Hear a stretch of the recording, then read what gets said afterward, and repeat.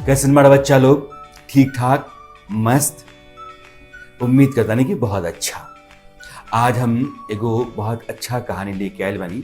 आराम से गौर से सुनिहा लोग। ई बताव, अगर कोई कुछ कहता और लागे कि अफवाह है त का ऊपर यकीन कर लेवे के चाही। जल्दबाजी में कोनो फैसला ना करे के चाही। पहले खुद दिमाग लगा के सोचे के चाही, समझे के चाही। अफवाह पर तुरंत ध्यान दिला से, ओकरा के मान लेला से दिक्कत होला। कैसे? आज के कहानी में हम इहे बताएं।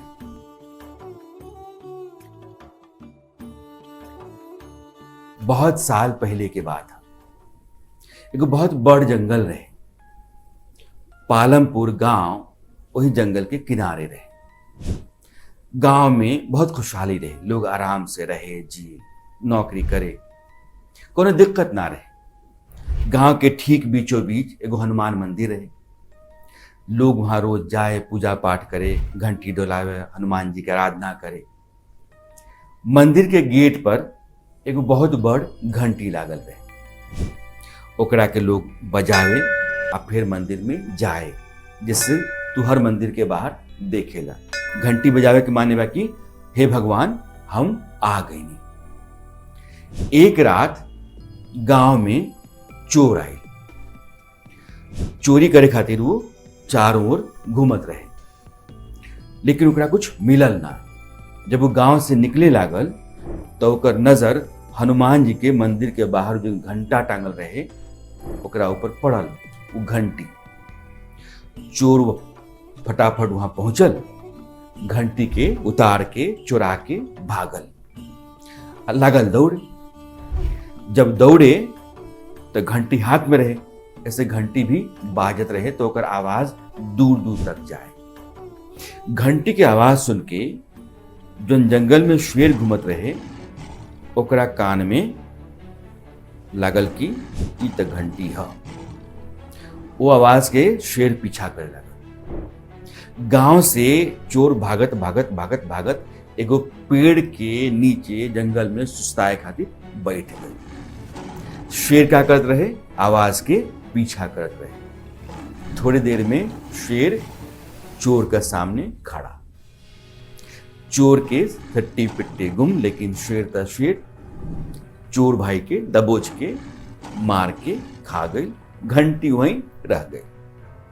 अगला दिन बंदरन के झुंड वहीं से गुजरत रहे। उनमें से एगो बंदर के नजर घंटी पर पड़ल। बंदर तो बंदर घंटी चपक के लपक के ले लग। बंदर तो बंदर लपक के घंटी उठा ले लग, चल दिला। घंटी चुकी बाजत रहे, ओकरा लागे कि अच्छा बा, साथ में ले गई। अब झुंड जहां जहां चले वो बंदर अपना संग घंटी रखे तो घंटी की आवाज आवे। रात में जब सारा बंदर इकट्ठा हो जा संग तो घंटी बजा बजा के आपस में खेला संग। अब रात में जंगल से घंटी की आवाज गांव में पहुंचे तो लोग का लागे कि भैया कुछ गड़बड़ बा। धीरे धीरे बात फैले लागल। अफवाह अहिंग फैलेला धीरे धीरे। एक आदमी दूसरा से, दूसरा आदमी तीसरा से कहलक का कि जंगल में भूत बा। एगो आत्मा बिया जोन रात में रोज घंटी बजावे। एक दिन सब लोग फैसला कैलक कि जंगल में चल के देखल जाओ कि होत का बा, घंटी की आवाज आवत कहां से बा। गांव के जोन हट्ठा कट्ठा जवान रहलन संग ओकनी के आगे कैल गए, भाई जाके देखा संग कि रात में आवाज घंटी की काहे आवेला जंगल से। अब जब गांव के जवान पहुंचलन जंगल में, घंटी की आवाज आवत रहे, वहां आसपास तो वो जन चोरवा रहे ओकर कंकाल पड़ल रहे। कंकाल देखते जन बात तो सारा लोग के होश उड़ गई। सब लोग उल्टा पांव गांव के तरफ भागल बिना दिखत। जे रहे से अपन जान बचावे के चक्कर में जितना ताकत रहे उतना ताकत से गांव बदहवास पहुंचल। का कहलक लोग कि भाई वहां तो प्रेत आत्मा बा, वो खून करेले लोग के। हमनी के तो सामने देखनी सन कंकाल, जंगल में कंकाल, प्रेतात्मा घंटी हुए बजावे। गांव के लोग का लागल की बात सही है। अब सारा गांव में ये बात जंगल के आग नियर फैल गए कि जंगल में एगो प्रेतात्मा बा, रात में घंटी बजावेला, जाए के ना। अब सांझ जब हो जाए तो सारा गांव के घर बंद, सब लोग दरवाजा के अंदर। अब एंगई काम तो चली ना। गांव में धीरे धीरे लोग इतना डर गल कि छोड़े लागल अपन अपन घर।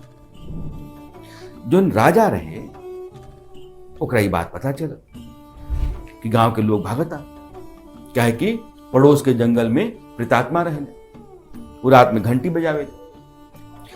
अब राजा कहला कि भाई गांव के लोग के प्रेतात्मा से जे भी मुक्ति दिला दी ओकरा के 1000 सोना हम देम, अशरफी सोना के अशरफी राजा वो आदमी के देवे के ऐलान कैलन जे गांव के लोग के प्रेतात्मा से मुक्ति दिला दी।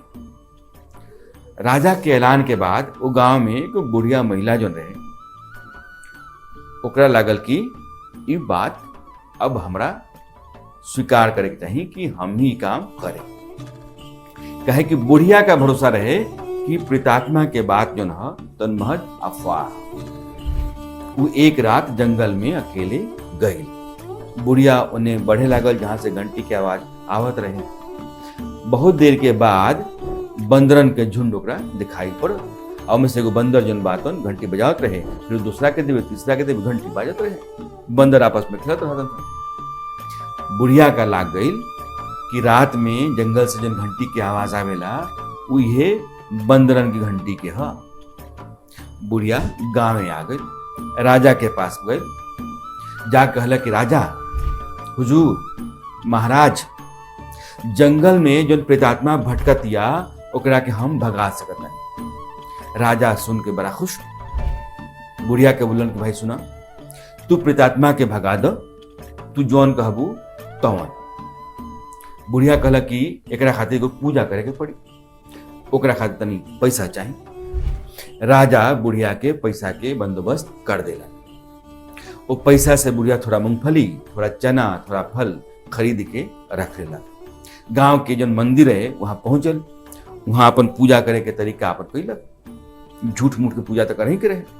मंदिर के बाहर गोला रख देलक, सारा खाए के सामान रख देलक, भगवान के प्रार्थना करे लगा। यही गई टोना टोटका करत करत थोड़ा टाइम वो काट लेलक। ओकरा बाद सारा सामान उठा के जंगल के ओर चल देलक। जंगल पहुंच के एगो पेड़ के नीचे वो सारा सामान खाए वाला रख देलक। आज छुप के बंदरन के आवे के इंतजार करे लगी। कुछ देर बाद बंदरन के झुंड वहां पहुंचल। अब मूंगफली चना ये सब देख करके ओकनी के लगल करे यार ये जंगल में कहाँ से इतना बढ़िया माल आगल खाए के। वो घंटी जना के हाथ में फेंकलक आ सब बंदर जन बातन मूंगफली पर, चना पर, फल पर टूट पड़ल। बुढ़िया का मौका मिलल, घंटी तो पलट रहे, घंटी उठा के चल दिलक। वो राजा के महल में बुढ़िया पहुंचल, राजा के घंटी दिलक, कहल कि महाराज ये प्रेतात्मा से घंटी लेके हम आ गई नहीं, आज से जंगल में घंटी ना बाजी, प्रेतात्मा खत्म। अब गांव के लोग के डरे के कोनो जरूरत नहीं है। राजा बुढ़िया के बहादुरी से बड़ा खुश, ओकरा के पुरस्कार दे के आराम से विदा कैलन। आ ओह दिन के बाद से गांव में जंगल से घंटी की आवाज बंद हो गई। सारा लोग पहले की तरह खुशी खुशी रहे लागल, गांव अमन चैन से फिर जिए लागल।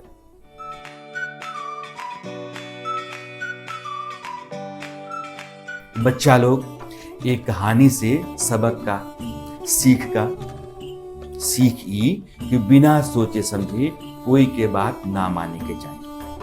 कोई कुछ भी कहे पहले अपना से जांच पड़ताल कर, पूछ परख कर लो।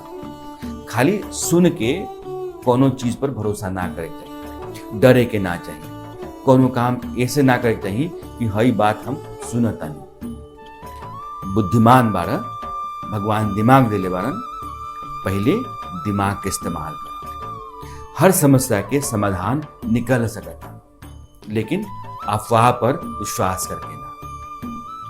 अब हम चलता नहीं, अगला बार हम मिलें तो एगो और ऐसा बढ़िया कहानी लेके मिलें।